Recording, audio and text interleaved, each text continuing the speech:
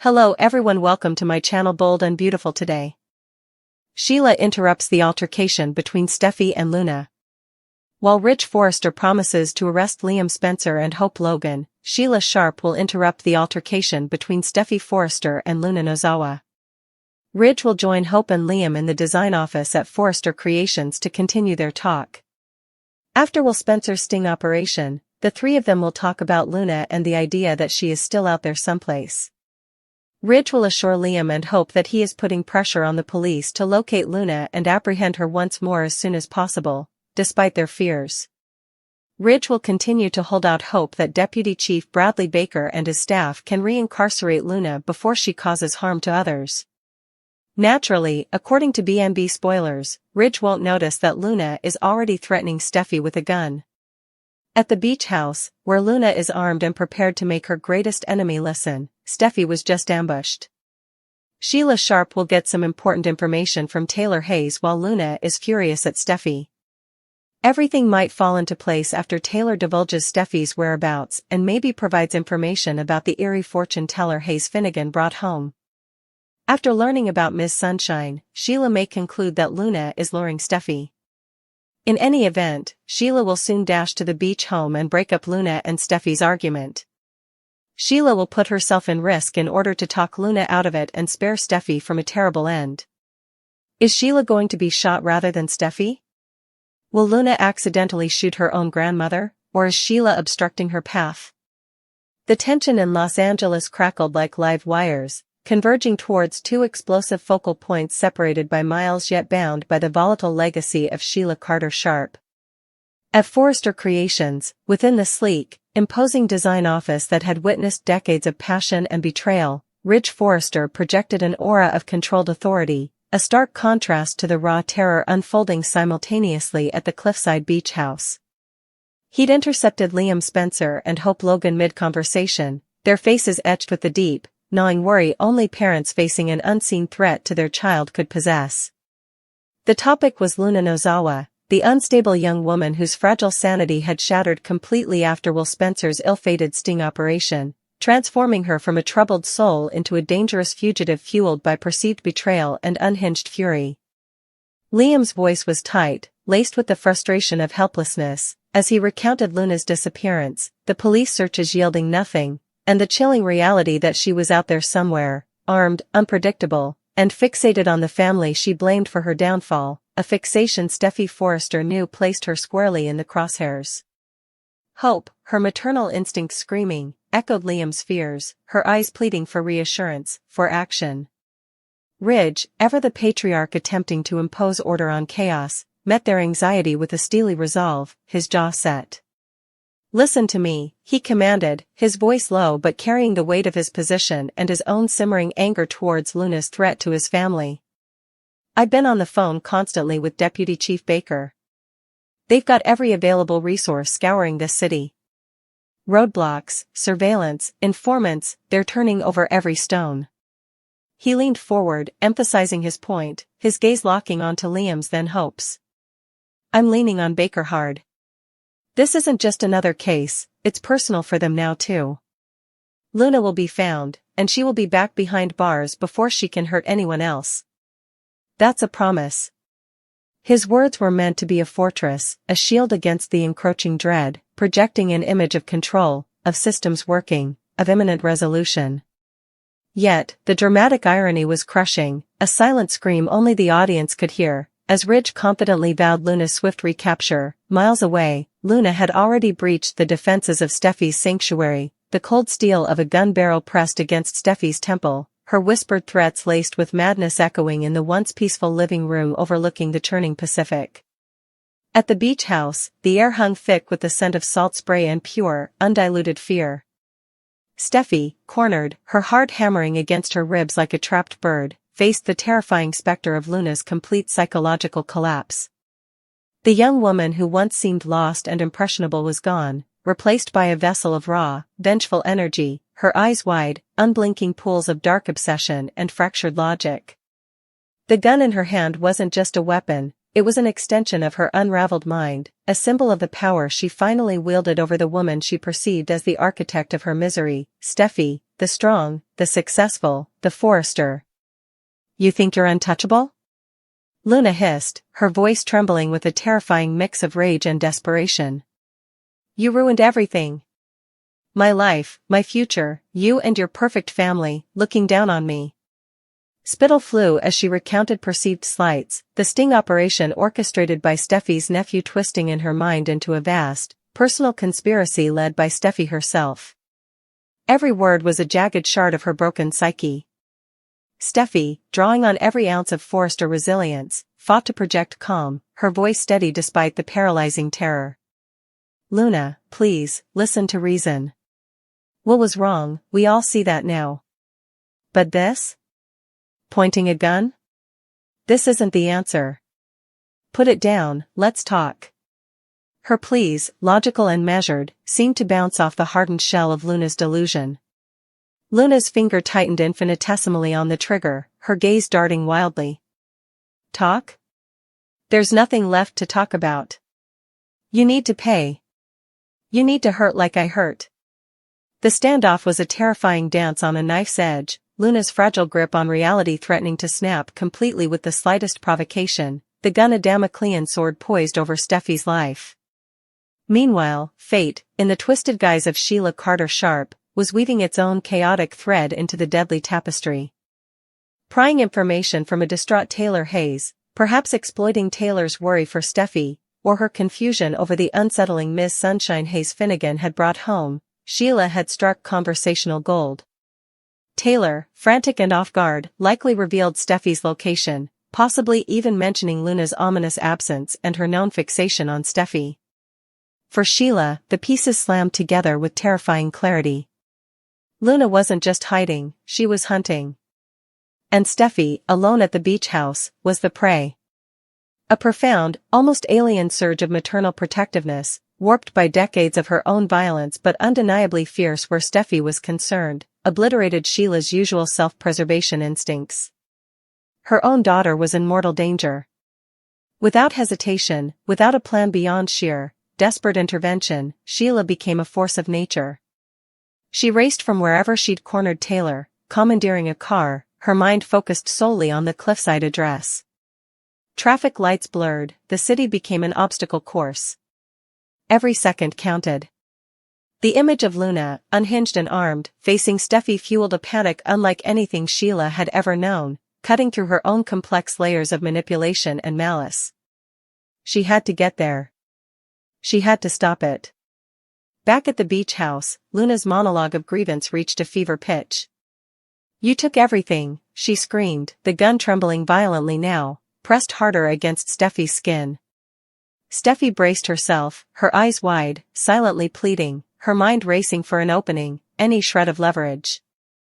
The sound of the ocean outside seemed to roar in time with Steffy's pounding heart. Just as Luna's finger visibly tensed, a blur of motion erupted at the entrance. The door, perhaps unlocked in Steffy's earlier routine, crashed open with shocking force.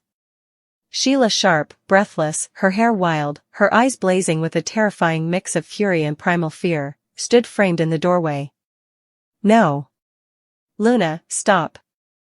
The command ripped from Sheila's throat, raw and powerful, shattering the deadly intimacy of the confrontation. Both women inside whirled towards the intrusion, shock registering on their faces. Luna's eyes, already wide with madness, bulged further. "You?" The word was a strangled gasp of disbelief and fresh rage. Sheila's sudden appearance was an earthquake in the already unstable landscape of Luna's mind. Steffy's shock was equally profound, laced with a dawning horror. Sheila was the last person she wanted as a savior, yet here she was, throwing herself into the line of fire. Sheila didn't pause. She charged into the room, her focus entirely on placing herself between Luna's gun and Steffy. "Put the gun down, Luna. Right now." Sheila ordered, her voice cracking with the strain but still commanding. "This isn't you. This is the madness talking. Look at me. Look at your grandmother." The word hung in the air, heavy and grotesque, a reminder of the twisted bloodline connecting them. Luna's gun hand swung erratically, the barrel now wavering between Steffy and this sudden, unexpected obstacle, her own flesh and blood, the woman whose chaotic legacy perhaps pulsed in her own veins. "Get out!" Luna shrieked, her confusion mounting, the simple narrative of her revenge suddenly complicated beyond bearing. "She deserves this. She ruined me." "She didn't ruin you, Luna. Life happened. Put the gun down before you do something you can't take back. Before you hurt family." Sheila's plea was desperate, leveraging the only connection she had, however poisoned. She took another step forward, hands outstretched, not in surrender, but in a bid to physically shield Steffy. Don't make me stop you." The threat was hollow, but it pushed Luna further towards the edge. Sheila's presence was a volatile catalyst. Luna's fragile control, already stretched to breaking, snapped. The sight of Sheila defending Steffy, the ultimate betrayal in Luna's distorted worldview, ignited a fresh inferno of rage. "Traitor!" Luna screamed, the gun jerking violently. Whether by deliberate, hate-filled intent, or simply the catastrophic spasm of her unhinged terror and confusion as Sheila lunged towards Steffy, the deafening roar of a gunshot exploded in the confined space, shattering the tense silence and the window behind them in a shower of glass. Time froze. The acrid smell of gunpowder mixed with the salt air. The aftermath hung suspended in the ringing silence. Had Sheila's sacrificial charge succeeded in taking the bullet meant for Steffy? Had Luna, in her blind fury, shot her own grandmother? Or had the shot gone wild, leaving the deadly standoff unresolved but now involving 3 lives caught in the crossfire of madness and twisted, desperate love? The only certainty was the echo of the gunshot, a grim punctuation mark to Sheila's intervention, leaving Steffy staring in stunned horror at the woman who had thrown herself into hell to save her, and Luna staring in shock at the smoking weapon in her hand, the horrifying reality of her action dawning amidst the ruins of her shattered mind. Sheila warns Taylor and Grace that Luna is rattling Steffy. A gun is pointed at Steffy Forrester Finnegan by Luna Nozawa. Taylor Hayes is alerted by Sheila Carter Sharp in the meanwhile. Luna Nozawa versus Steffy Forrester Finnegan. Taylor is informed by Steffy at the Cliff House that Hayes Forrester Finnegan is aware of her departure but will return shortly. They discuss the origami fortune teller. Taylor believes she will learn more about this enigmatic Miss Sunshine. Hayes has a strong affection for Miss Sunshine. Steffy informs John Finn Finnegan of her departure by leaving a voicemail before she departs. Luna carries a rifle as she paces the art school in her green leather killing suit. She approaches Ms. Dillon, who is trembling, slowly. The teacher followed Luna's instructions. Steffy will arrive soon. Luna approaches the teacher more slowly without responding. What are your plans for her? On the table, Luna places a coil of rope. Ms. Dillon inquires as to her plans. Without a word, Luna stares up at her hostage. The overly talkative girl is now at a loss for words. Fascinating. Luna slips a scarf in the teacher's mouth and binds her up. Steffy discovers the door at the art school is open. A door smashes as Steffy is examining some artwork. Luna is here. Steffy is discussing Finn with the murderer as he steadily moves toward her. Luna wishes to discuss Hayes. Luna grabs a fortune teller made of origami. It dawns on Steffy that Luna is Miss Sunshine. As Luna's anger grows, Steffy slowly retreats after noticing the gun. You will allow me to see my dad. The red alert of Sheila Carter Sharp. Sheila discusses the facts provided by Remy Price with herself at Il Giardino.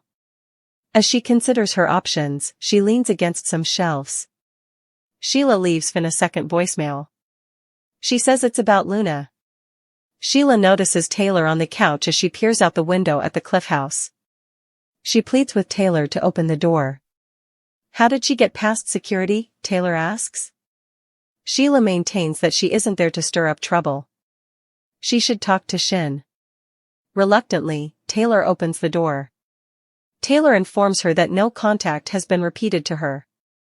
Sheila claims that it has to do with Luna and that they must know something. Sheila claims that she has been attempting to assist Luna. According to the psychiatrist, with your criminal record? You're the final individual. Sheila claims that she is Luna's only relative. According to Taylor, Luna shot Will Spencer. Sheila is surprised. Sheila shares Luna's comment about going out with a bang with Taylor. There may be danger for your daughter. Rattled by Grace Buckingham. Grace Buckingham is pacing Finn's office anxiously at the hospital. According to Grace, Liam Spencer is getting closer to death every day that he puts things off. Dr. Finnegan, you need to reach him. Finn cautions her that there is no assurance and that the procedure has serious adverse effects. Grace finds it incomprehensible that he refuses to respond to them. Grace begs Finn to persuade Liam to take action today. Grace is anxiously staring at her chiming phone. The size of the tumor has grown. If Liam doesn't do anything, we can't give him more time. Later, in a frustrated tone, Grace tells a caller that she is unable to speak with them at this time. Is everything okay? Asks Finn. Although Grace claims it's nothing she can't manage, she appears shaken. Grace's phone is always ringing. She wants to be by herself. Finn is concerned about her. Is a day off necessary for her? She becomes suspicious. Finn is aware of the hardships her family has endured. If she needs to chat, he is available to listen. Grace grinned. I hope Logan's support. Liam drops by to see Hope Logan. One of Beth Spencer's favorite toys was gone. Liam asserts that Beth is intelligent and that time is of the essence. She will quickly figure it out. They are both unable to speak the word die. Hope is aware that he won't be here for long. Liam claims he hasn't left yet. Hope wishes for him to share. Liam is reminded by Hope that he has brothers and other family members. Hope requests that he inform Wyatt, Will, and Bill Spencer. An alarm interrupts Liam, who knows it's the correct thing to do. He needs to take his meds now. They discuss Will's attempts to persuade Luna to reveal her scheme. Luna got away. Liam is adamant about ensuring the safety of his loved ones because of this. The air at Steffy Forrester Finnegan's Cliff House was thick with mundane domesticity that felt jarringly fragile against the gathering storm. As Steffy prepared to leave, she reassured Taylor Hayes that little Hayes knew she'd be back soon, their conversation inevitably circling back to the mysterious Miss Sunshine and the origami fortune teller that seemed to hold cryptic clues about the woman capturing her son's affection. Taylor, ever the optimist clinging to stability, believed answers about this enigmatic figure were within reach, unaware that the truth was hurtling towards her daughter with terrifying speed. Steffy, driven by a protective instinct honed through years of Sheila-induced trauma, left a careful voicemail for Finn, detailing her destination, a simple act of precaution that would soon resonate with life-or-death significance. Meanwhile, across town, the serene environment of the art school had been violently transformed into a stage for vengeance. Luna Nozawa, a ghost of her former timid self clad in a stark, unsettling green leather killing suit, paced like a caged predator, the cold weight of a gun a foreign yet purposeful extension of her trembling hand. Her target was imminent. She advanced slowly on a trembling Ms. Dillon, the teacher paralyzed by fear, confirming through choked sobs that she had done as Luna demanded. Steffy was coming. Luna's silence was more terrifying than any threat. The girl known for awkward ramblings now spoke only through chilling, deliberate actions. Without a word, she placed a coil of rope on a nearby table. What are you going to do to her? Ms. Dillon pleaded, her voice cracking. Luna merely lifted her gaze, her eyes hollow pits of focused rage, offering no answer, only the terrifying implication of her preparations. Swiftly, efficiently, Luna bound the terrified teacher, silencing her with a bandana gag, transforming the creative space into a prison. Moments later, the creak of the ajar door announced Steffy's arrival. Oblivious to the trap, Steffy moved through the quiet school, her attention momentarily caught by student artwork until the sharp slam of a door shattered the silence. She turned, and there stood Luna, a figure of menacing intent emerging from the shadows. Steffy's initial confusion warred with rising dread as Luna, her voice unnervingly calm, steered the conversation towards Finn, probing for weakness.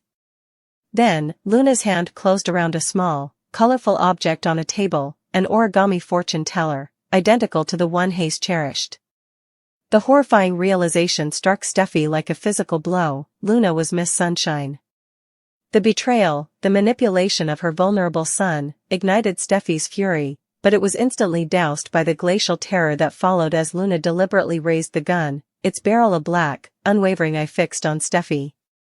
Panic surged as Steffy instinctively backed away, her world narrowing to the weapon and the cold fury radiating from the young woman before her.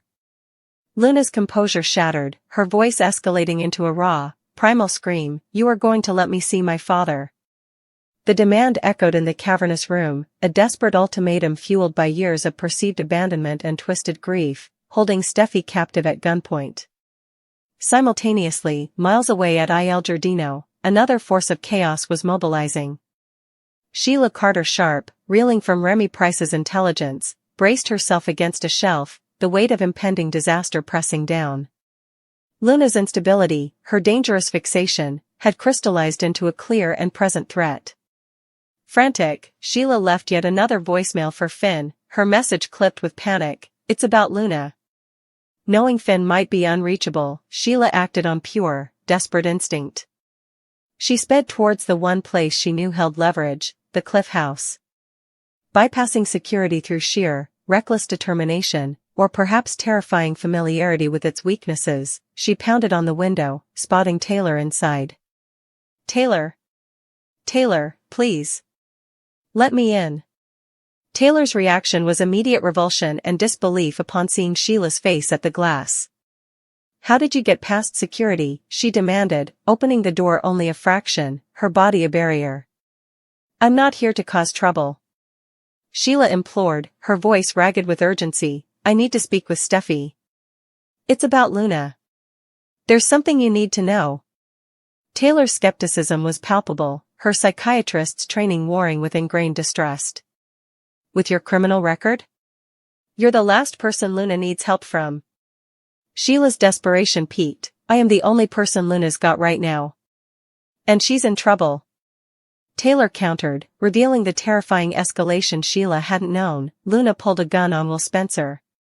The news visibly rocked Sheila, but it only confirmed her worst fears. "Exactly," she gasped, seizing the information. "She told him she was going out with a bang." "Taylor, listen to me. Your daughter could be in danger right now." Sheila's words, delivered with a chilling conviction born of her own intimate understanding of obsession and violence, finally pierced Taylor's defenses, injecting a bolt of pure terror into the Cliff House's previously calm atmosphere. While Steffy faced Luna's gun and Taylor grappled with Sheila's dire warning, a different kind of tension crackled in the sterile confines of Finn's office at the hospital. Grace Buckingham, usually a model of composed efficiency, was unraveling.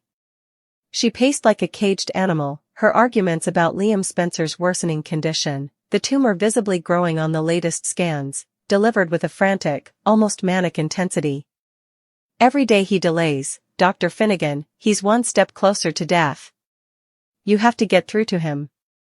Finn, the voice of medical reason burdened by ethical weight, reiterated the harsh realities, significant side effects, no guarantees. Grace's desperation morphed into near hysteria. "Why won't he give us an answer? We can't give him more time if he does nothing." Her agitation was compounded by her constantly chiming phone, each notification causing her to flinch and glance at the screen with naked anxiety, hastily silencing it. When Finn gently inquired after a particularly jarring interruption where Grace snapped, "I want to be left alone," into the device, her attempt at reassurance, "It's nothing I can't handle," rang hollow against her visibly rattled state.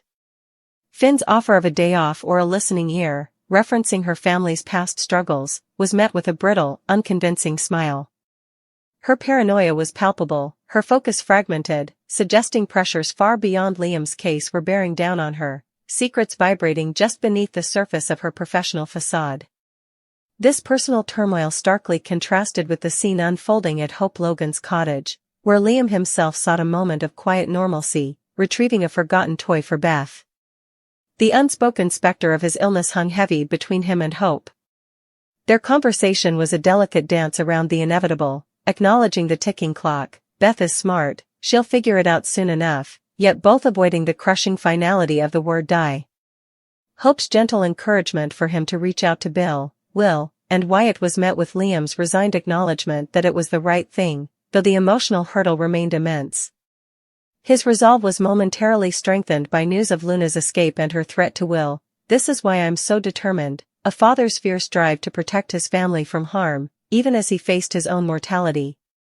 But the blaring alarm signaling his medication time was a brutal reminder of the fragility of his own timeline, a poignant counterpoint to the violent confrontation Luna was orchestrating and the frantic warnings echoing from the Cliff House, where Sheila's red alert about the gun-wielding Miss Sunshine had finally shattered Taylor's world, leaving her staring at Sheila. The horrifying image of Steffy walking into Luna's trap seared into her mind just as Luna's finger tightened on the trigger, aimed at her daughter's heart.